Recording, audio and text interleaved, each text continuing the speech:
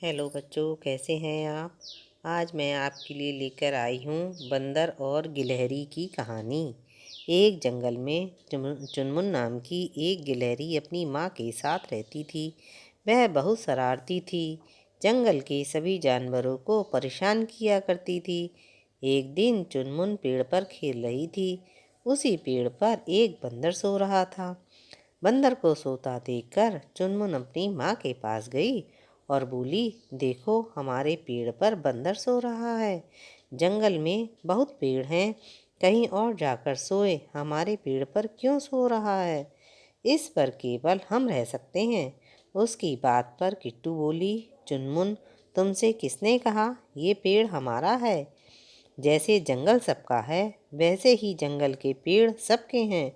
तुम किसी को अपना नहीं कह सकती, ना ही आने जाने से रोक सकती हो। यह कहकर वह चली गई। लेकिन चुनमुन को एक शैतानी सूझी।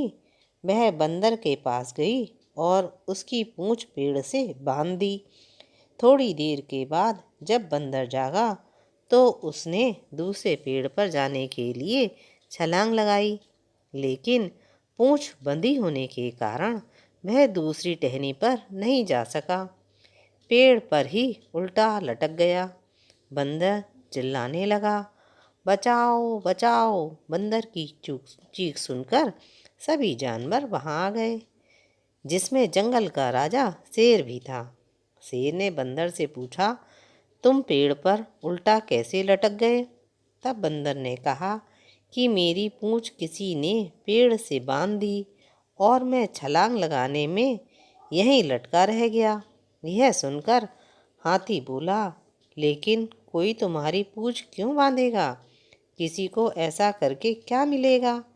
तभी हिरन बोला, यह काम पक्का चुनमुन ने किया होगा, वही ऐसा काम कर सकती है, क्योंकि वह जंगल के सभी जानवरों को परेशान करती है। यह सब बातें चुनमुन और किट्टू पेड़ पर बैठे सुन रहे थे। तभी चुनमुन बोली, माँ, मैंने ही बंदर की पूंछ पेड़ से बांधी। हाथी ने चुनमुन से पूछा, तुमने ऐसा क्यों किया, बंदर ने तुम्हारा क्या बिगाड़ा था। चुनमुन बोली, जंगल में इतने सारे पेड़ हैं, ये बंदर इस पेड़ पर क्यों सोया था, इस पर कोई नहीं आ सकता। यह सुनकर सभी हैरान रह गए। भालू बोला, चुनमुन, एक बात सुन लो, यह जंगल सबका है और यहाँ के पेड़ों पर सबका अधिकार है। तभी जंगल का राजा शेर बोला, चुनमुन, अब आगे से ऐसी शरारत मत करना, नहीं तो मैं तुम्हें और तुम्हारी माँ दोनों को जंगल से बाहर कर दूंगा। यह सुनकर गिट्टू घबरा गई और बोली, महाराज, चुनमुन अभी छोटी है, इसे मैं समझाऊंगी, आगे से यह कोई ऐसा काम नहीं करेगी, इसे माफ़ कर दीजिए। और बंदर की पूंछ खोल दी।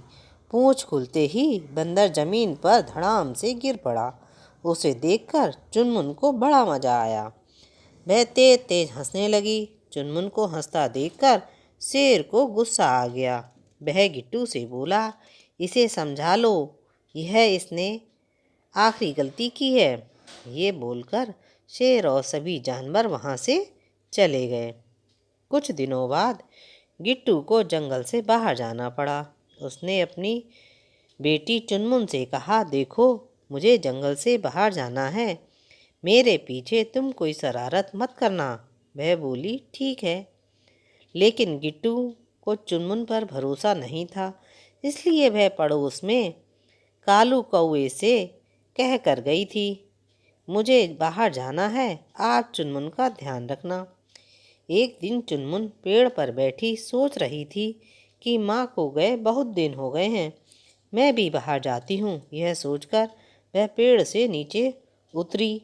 तभी कालू ने कहा, कहाँ जा रही हो चुनमुन। वह बोली, पानी पीने जा रही हूँ, और वह जंगल से बाहर चली गई। वापस आने में रात हो गई और वह रास्ता भूल गई। तब तक उसकी माँ पेड़ पर आ गई और चुनमुन को ढूंढने लगी। कहीं चुनमुन दिखाई नहीं दी। उसने कालू से पूछा। उसने कहा, मुझसे पानी पीने के लिए कह कर गई थी। उसकी माँ परेशान हो गई।